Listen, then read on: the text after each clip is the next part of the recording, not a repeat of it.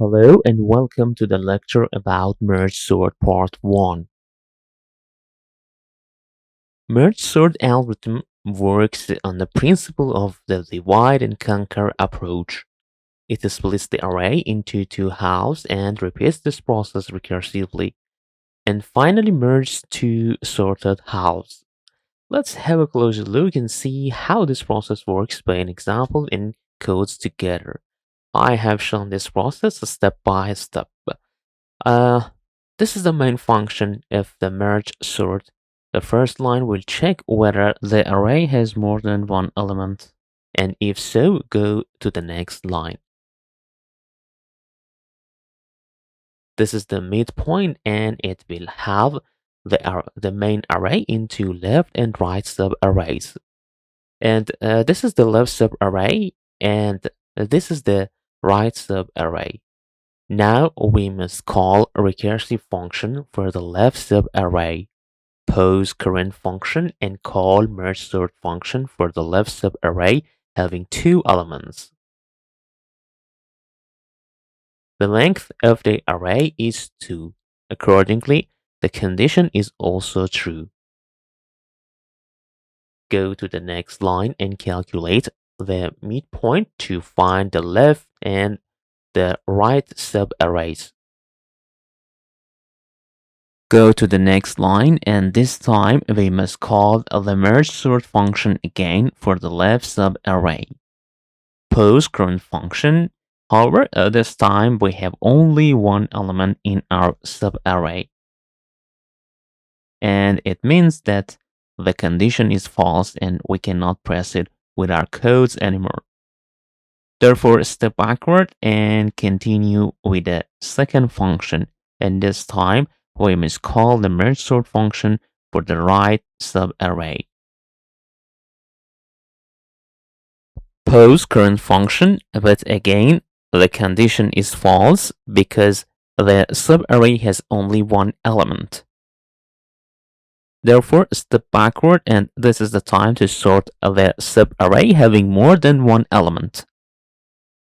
Don't worry, this step or this part of code that is hidden will be explained in detail in the second lecture related to the merge sort. This part of code is responsible for sorting elements. I will explain codes step by step in detail, and I promise that you will learn them because it's so easy. Step backward, and let's proceed with codes. This function is just accomplished, and this time we must call the merge sort function for the right subarray. Pose the current function and check if the array has more than one element. The condition is true because the length of the array is 3. Calculate the midpoint to find the left and right subarrays. The left subarray contains one element and the right subarray contains two elements.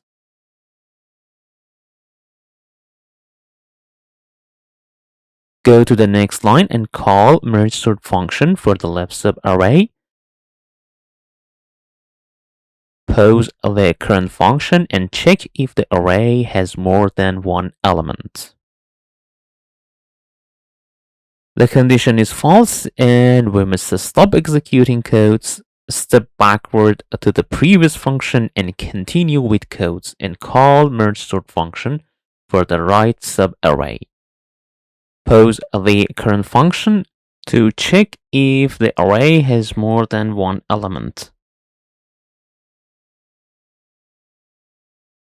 The condition is true because the array has more than one element, and we can proceed with codes. Calculate the midpoint to find the left and right subarrays. Both left and right subarrays have one element. Again, we must call the merge sort function for the left subarray. Pose the current function. As you can see, the condition is false because the array has only one element. So stop executing codes and step backward to proceed with the previous function. Go to the next line, and this time let's call the merge sort function for the right subarray. Pause the current function. The condition is false. Stop executing codes and step backward. Go to the next line to sort the array. This step was completed, and step backward and proceed with function. Go to the next line and sort the right subarray. This step is also completed, and finally go to the last step. And now go to the next line to finally sort the main array from sorted subarrays. That's it. And just without watching the next part of the merge sort, you can't understand what is happening during sorting elements procedure. This lecture only tried to cover the intuition behind dividing array, or more specifically, I wanted to show how to create subarrays from a given array. I hope you enjoyed this lecture, and thanks for watching this video.